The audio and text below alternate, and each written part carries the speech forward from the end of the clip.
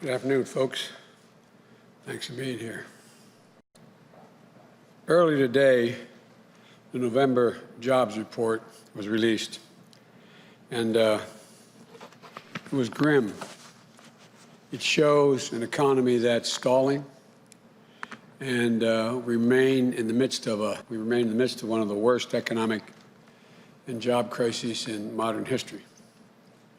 But it doesn't have to stay that way. If we act now,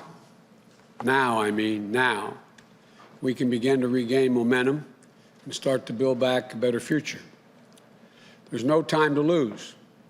Millions of people have lost their jobs or had their hours slashed.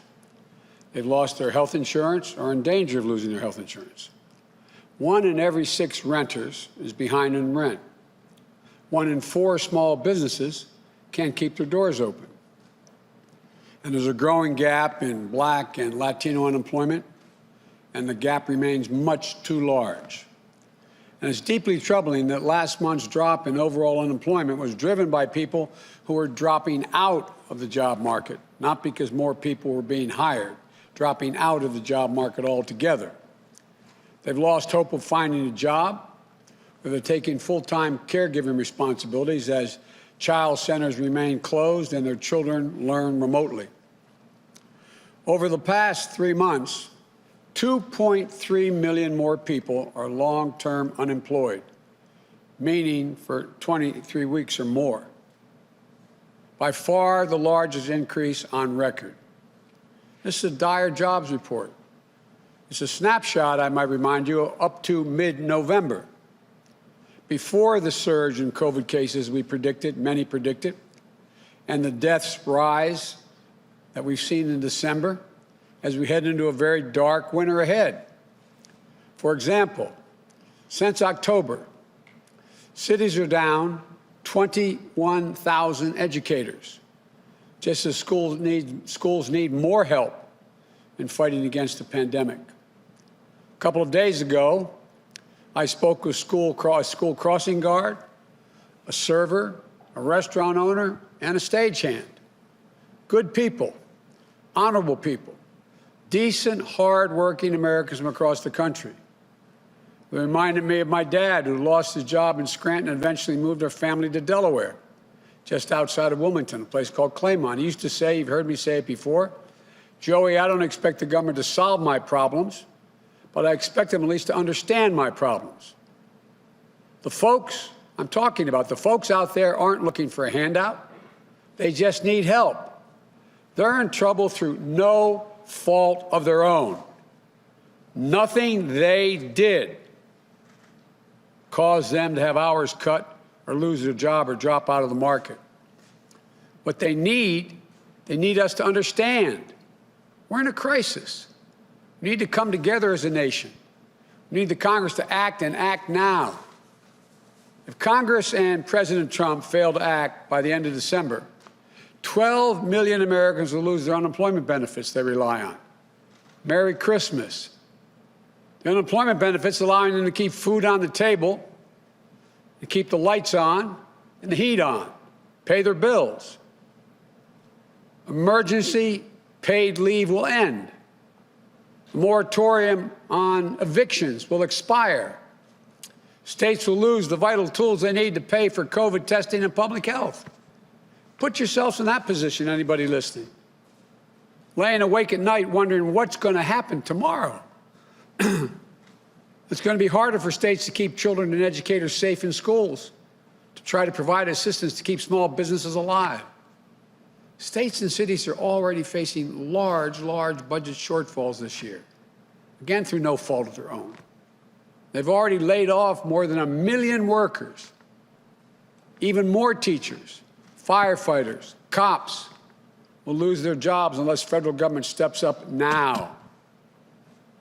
And all of this weakens our ability to control the virus if we don't step up now. Emergency paid leave reduces the spread of COVID because it allows people to stay home when they're sick. States and cities need funding to direct their COVID response, which is the only way we're going to end the economic crisis as well. Only way we're going to get people back to work. I'm not alone in saying this situation is urgent. If we don't act now, the future will be very bleak. Americans need help, and they need it now. And they need more to come early next year. But I must tell you, I am encouraged by the bipartisan efforts in the Senate around $900 billion package for relief. It's a bipartisan effort. When Congress, as they work out the details of this relief package, they're going to have to focus on resources for direct public health responses to COVID-19. We need meaningful funding for vaccines now, so they don't lose time and leave people waiting for additional months. We need serious funding for testing now. We need to ramp up testing, allow our schools and business to operate safely. The sooner we pass the funding, the sooner we can turn the corner on COVID-19. You know, in the week since this election ended, there were questions about whether Democrats and Republicans could work together. I know many of you are skeptical about my view that they will and can. Right now, they're showing they can. Congress and President Trump have to get this deal done for the American people. But any package passed in the lame duck session is not going to be enough overall. It's critical, but it's just a start. Congress is going to need to act again in January. Earlier today, I consulted with a number of my economic team, most of which have been announced by now. And Vice President Harris and I announced that team last week. As we inherit the public health and economic crisis, we're working on a plan that we'll put forward for the next Congress to move fast to control the pandemic, to revive the economy, and to build back better than before. We hope to see the same kind of spirit of bipartisan cooperation as we're seeing today. Our plan is based on the input from a broad range of people the Vice President-elect and I have been meeting with since winning this election last month. Labor leaders, the leading CEOs in the country, mayors and governors of both parties, parents, educators, workers, small business owners.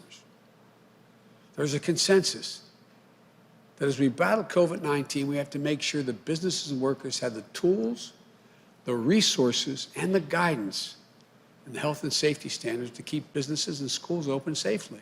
It can be done. Because here's the deal. The fight against COVID won't be won by in January alone. To truly end this crisis, Congress is going to need to fund more testing, as well as a more equitable and free distribution of the vaccine. We're going to need more economic relief to bridge through 2021 until this pandemic and economic crisis are over. And then we need to build back better. I've said it before, an independent analysis by Moody's, a well-respected Wall Street firm, projects that my Build Back Better plan would create 18.6 million good-paying jobs. It's based on a simple premise. Reward work in America, not wealth. We're going to invest in infrastructure, clean energy, and manufacturing, and so much more.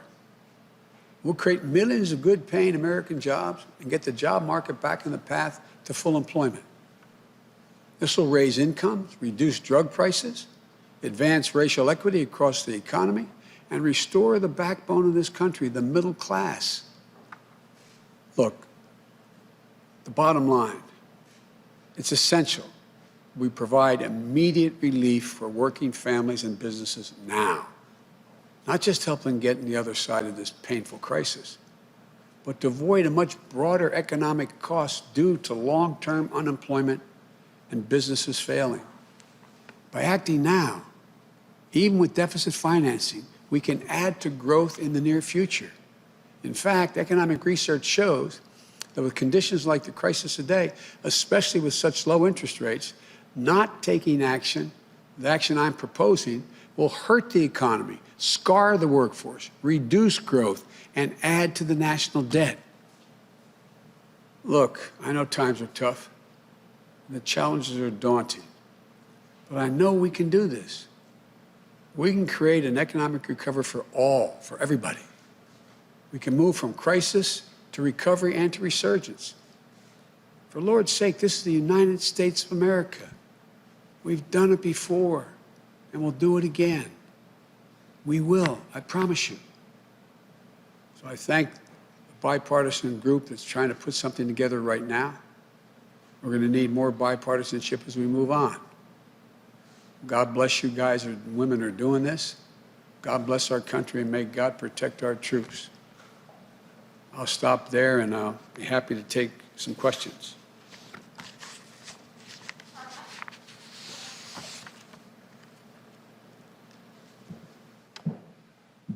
Mr. President-elect, one of the biggest tasks that you will have when you enter office is distributing a vaccine. Your team has started to meet with the Trump administration to learn of their plans as you are set to inherit this task. Are you satisfied with the current plans that are underway for distributing that vaccine? Do you feel that the federal government is doing enough at this point? And what steps do you think need to be taken between now and when those first vaccines go out? Well, there's a lot more that has to be done. They've clued us in on their planning on how they plan to distribute the actual vaccine to the various states. But there is no detailed plan, that we've seen anyway, as to how you get the vaccine out of a container into an injection syringe into somebody's arm. And it's going to be very difficult for that to be done, and it's a very expensive proposition. For example, you know, we agree with their priorities that they've laid out so far. I do, at least. My team is looking at it, of dealing with first responders and those in nursing homes and in home care, the first people on the list. But we also have to realize that we're in a situation where there has to be some equity in the way this is distributed. And that requires, for example, right now we're in a situation where you have, the leading cause of death for all Americans this week is COVID-19. But blacks and Latinos are 3 times as likely to die if they get COVID-19. And so the communities of color, it's a mass casualty event. And so we got to figure out how we make sure we get the vaccine to those communities. Delivering the large amounts of the vaccine to the Walmarts and the and other major drug chains does not get you into a lot of these neighborhoods, and it doesn't guarantee that it gets around. So we got a lot of work to do, and there has to be the equity side of this has to be an important part of distribution. In addition to that, the cost of actually getting the serum into a injection into a needle into somebody's arm costs a lot of money. It takes a lot of people. It takes a lot of folks to be able to get that done. And we have to have a much better way than we've seen thus far as to how it's distributed. In some states, like the governor of Utah say, just deliver to the Capitol, I can take care of it in our conversation. Well, that could be true. But in large states like California, Texas, Illinois, Florida, et cetera, it's not that easy. There has to be an overall plan. That's what we're working on right now. And that's why I asked Dr. Fauci to stay on and to be my chief advisor on this issue, but also to be part of the COVID team. And on your cabinet, you are facing a lot of pressure to add more diversity to your administration. You have civil rights groups and lawmakers pushing you to do this, to make sure that you make good on your promise. And you look at your cabinet announcement so far, and they have included some diverse figures, but I specifically want to hone in on those big 4. And so far, when it comes to Secretary of State and Treasury, you have nominated a white man and a white woman. So looking at Attorney General and the Department of Defense, would you commit to nominating a person of color for those positions? Look, it's each one of these groups' jobs to push their leaders to make sure there's greater diversity. What I can promise you is when this is all said and done, you see everyone that I've announced and who's going to be in the next several weeks, we'll have it all out there. You're going to see significant diversity. I'm not going to tell you now exactly what I'm going to do in any department, but I promise you, it'll be the single most diverse cabinet based on race, color, based on gender that's ever existed in the United States of America. So no commitment on those spots? A commitment of what I just said will be the most diverse cabinet and the main spots in both White House as well as the cabinet positions. Thank you. Thank you, Mr. President-elect. You just said a couple of minutes ago that there's no time to waste when it comes to economic stimulus, but Democrats and Republicans have been in a stalemate for several months as they have been negotiating and trying to talk about what kind of stimulus to put together. You were elected by more than 80 million people to try to break that logjam. Can you talk about specifically what you have done over these past several weeks to actually work with Democrats and Republicans, speaking to congressional leaders to get them to agree on a stimulus package? And what do you say to people like Senator Sanders on the left flank of your party who have come out against this stimulus program already? They have said that this $900 billion deal is not good enough. Well, it would be kind of stupid for me to tell you what I did, wouldn't it? Because it'd be kind of hard to do it again. I told you all that I was confident we'd get a bipartisan agreement on this stuff. And I think we will, not just on this package, but I think beyond. And the last thing I'm going to do is tell you strategically how I go about this. I remember I used to get asked the same thing when I was putting together significant deals between Democrats and Republicans when I was a senator and vice president. It's just not a very smart thing. It's like me asking you, tell me how you get your sources and how'd you get those sources you got in order to get that story. It would be ridiculous for you to tell me or your colleagues how you did it. All I can say is I'm confident there are a sufficient number of Democrats and Republicans in the United States Senate, along with significant votes coming out of the House of Representatives, to put together a serious package that will keep us from going off the edge here, provide the kind of resources that are needed immediately. It's not going to satisfy everybody, but the option is if you insist on everything, we're likely to get nothing on both sides. And so I think they're on their way to being able to come up with a package that meets the basic immediate needs that we have. But I've made it real clear, it's just a down payment. This is not the end of the deal. So I've been relatively good at negotiating over my career because I never, number one, reveal something somebody doesn't want me to in the deal, and number two, because I always keep my word. There are a number of progressives, including Senator Sanders, who have criticized this deal in part because it does not include the $1,200 checks that were in the last deal. What do you say about that? They say that the American people who are hurting, maybe not the small businesses, but just the everyday families, they don't have anything in this deal. They're not getting any of the stimulus that's in this $900 billion package. That's not what I understand, but I think it would be better if they had the $1,200. I understand that may be still in play.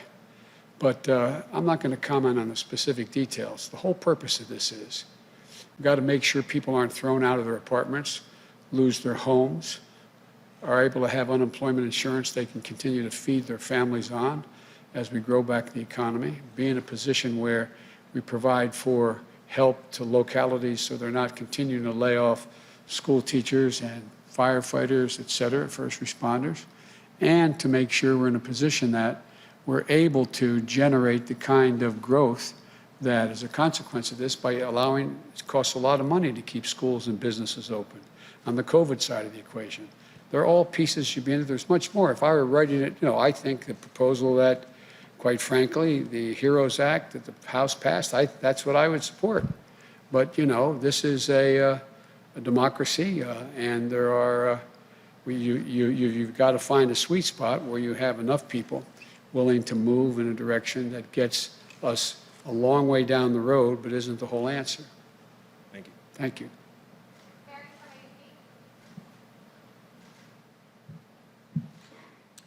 Thank you, Mary. Mr. President-elect. You're describing this compromise bill as a down payment, that you'll push Congress to do more once you're in office. But this bill is already more than Republican leaders want to spend.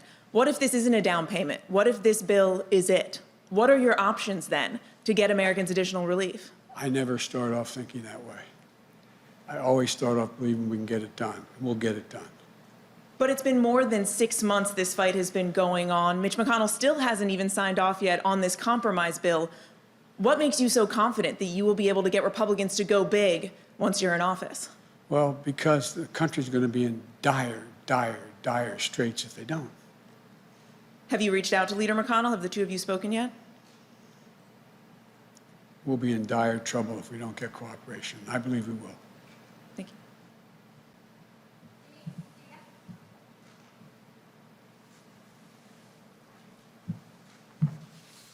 Thank you, Mr. President-elect. You noted today that 1 in 6 renters are behind in their rent. Millions of Americans remain unemployed. You say the situation is urgent. When you come into office, do you expect to pass executive orders dealing with those specific issues? And also, do you at all plan to pass trillions of dollars of aid? Is that what you have in mind when you say we need to go big? Or are we looking at billions of dollars? We're looking at hundreds of billions of dollars. Look, again, I've learned after hanging around in this business for a while, the last thing you do before you begin a negotiation is lay down a drop-dead marker. And if it's not this, I'm not going to talk to you. I think there's a lot we can get done. And I think people are going to see the overwhelming necessity. What's going to start to happen is a lot of folks who represent Republican districts are going to find their Republican neighbors are in real trouble as things get worse. They're going to find that there's an overwhelming need as these numbers skyrocket. You remember my saying that I believe the experts we'd had at least another 250 dead before the end of the year. And they went, oh, no, all right. Guess what? Look what's happening. It's going to get much worse. It's going to get much worse. And so I believe that there are enough Republicans who will join enough Democrats in the United States Senate to get a majority, along with the House, to get it done. But we'll see. We'll see. This is a step at a time. And on executive orders? Well, I'd issue executive orders that are totally within the purview of an executive. But one of the things I don't like is I don't like people saying that I can, by executive order, do the following things, which there is no basis in the Constitution to suggest it can be done. So there are certain things I can do. I can issue executive orders pulling back some of the executive orders that Trump put forward. But I can't issue an executive order saying we're going to spend X billion dollars on this issue without getting the Congress appropriates and is responsible for distributing that money. And then quickly on the coronavirus vaccine, you talked about getting it into African American and vulnerable populations. You've said yourself that you're willing to get the vaccine publicly to get people to feel safe. But there are people already telling me, well, President-elect Biden has good health care. If there's some complications, he might have better health care than me, African Americans around the country. What more can you do to convince people that the vaccine is safe for them? And does that mean you'll at all lean on any existing members of the Corona Task Force? I know that you have committed to keeping Dr. Fauci, but is there Dr. Birx? Is there anyone else that you might be leaning on to convince people? There are a lot of people I'm looking to convince people in the task force, and the task force will continue to be expanded with really fine people. And look, I think actions of presidents matter. And I'm going to say something that I think the African-American community, Latino community have known I've never misrepresented anything to them. And that if, as you all keep pointing out, I'm the oldest president ever elected, although I'm actually only 47. But all kidding aside, I think that my taking the vaccine and people seeing me take that vaccine is going to give some confidence. But you know, I said early on, you may remember, I think you may have asked me the question, I may be mistaken. But I said early on that I think one of the things that bothers me the most is by the wild assertions the administration was making about how this was going to go away and inject bleach and all those kinds of things. It was diminishing confidence across the board and the American people overall, but particularly in this administration with the African American Latino community. What I hear from my friends in the community, not but blocks from here as we stand, is that we're not going to be the guinea pigs. We're not going to be the guinea pigs. Well, the fact of the matter is that they won't be. You're going to see tens of millions of Americans taking the vaccine, and you're going to see the President of the United States and 3 of the 4 living former presidents doing it publicly as well. It's all about, and look, it's going to take some effort to rebuild confidence in science because it's been so diminished in this administration thus far. So, but I will, and by the way, in the meantime, I got to make sure that the vaccine is both free and available, and that any follow-up on the vaccine is free and available, that relates to any health complications from it. So there's ways we can deal with some of these issues. Biden has good health care, therefore, but I don't have good health care. That's another thing we're working on from day one. I've been working on it at this moment. And so my hope is that we can reinstill some confidence in to be able to believe the President of the United States when he or she speaks. Thank you. Thank you very much.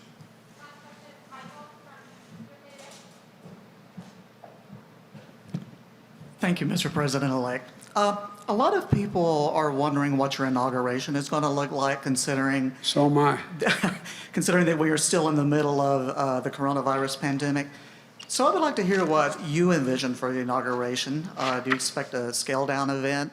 You're still planning to take the oath on the west front of the Capitol? Will there be a parade? Will there be balls? What do you envision for your inauguration?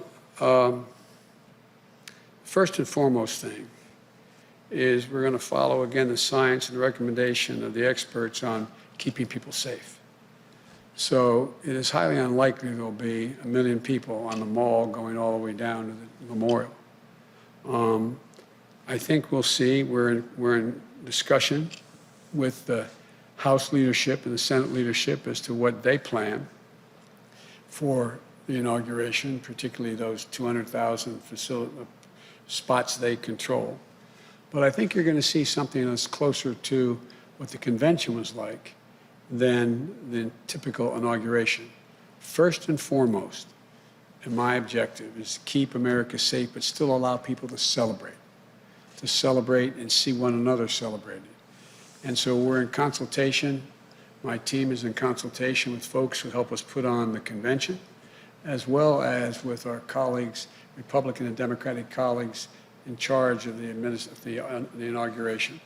My guess is there probably will not be a gigantic inaugural parade down Pennsylvania Avenue, but my guess is you'll see a lot of virtual activity in states all across America, engaging even more people than before. But that's in train now, and I'm not in a position to give you an example of exactly what it will look like. But I promise you it'll be available either virtually or in person for many. And my guess is there'll still be a platform ceremony. But I don't know exactly how it's all going to work out. The key is keeping people safe. I can't do a super version of the president's announcement in the Rose Garden nationwide. So it's going to have to be more imaginative. But I think, like I said, I think the convention we put on really opened up avenues that we never thought existed. And I doubt there will be another Democratic, at least a Democratic convention, that it's a straight like it always has been. I think we can include more people. People want to celebrate. People want to be able to say, we've passed the baton, we're moving on, democracy has functioned. But I wish I could tell you more, but as those decisions are made, they'll be announced. Okay, and I also wanted to ask you about your relationship with Senator McConnell. I know the two of you have a long history of actually working together on various deals. Have you talked to him since the election? And given the partisan nature of Congress right now, how do you convince him that it's in America's best interest to work with you going forward? I don't think I have to convince him of that. He knows me. He knows I'm as straight as an arrow when I negotiate. He knows I keep commitments and I never attempt to embarrass the opposition. There's some things that I think are are just ready for the kind of compromise that Democrats and Republicans are prepared to engage in, absent the President of the United States' attitudes on some of these issues. Infrastructure, dealing with health issues, dealing with the fight against cancer, dealing with education. I think there's a number of things. As I said before, we've got to take the vitriol out of politics. I know there's a lot of people on both sides who want to continue to go after and punish the opposition. I get that. I get the fact that an awful lot of Americans are disappointed I was elected president. Fortunately, there's 7 million more that were happy than disappointed, but I get that. And there's a lot of Democrats who are angry and want to strike back at Republicans. But I've said from the beginning, and I think I've conducted myself this way throughout my career. I learned that early lesson. It's always appropriate to question another man or woman's judgment, but never their motive. Once you question their motive, then in fact, there's no way to get to go. You're in the pocket of the cement industry. Let's do a deal on highways. Oh, no possibility. And so when I've dealt with Mitch McConnell in the past as a vice president or as a senator, we haven't engaged in that activity. Doesn't mean we can get to an agreement. I'm not asking anybody to abandon their principles. But I do think it makes no sense to engage in vitriol and trying to get to a place where I can't believe that a majority of the Republicans don't understand we need a new infrastructure in America. If there was nothing to do with jobs or a green economy, just too many bridges that are going to collapse, too many roads in disrepair, too many Republican states that every time it floods, they flood out their water systems are polluted. It's just, these are common problems. And I'm confident it's going to be hard, but I'm confident we can get to agreement on a number of things that will be of consequence. Thank you all so very, very much. Is that it? Thank you. Appreciate it. Thank you.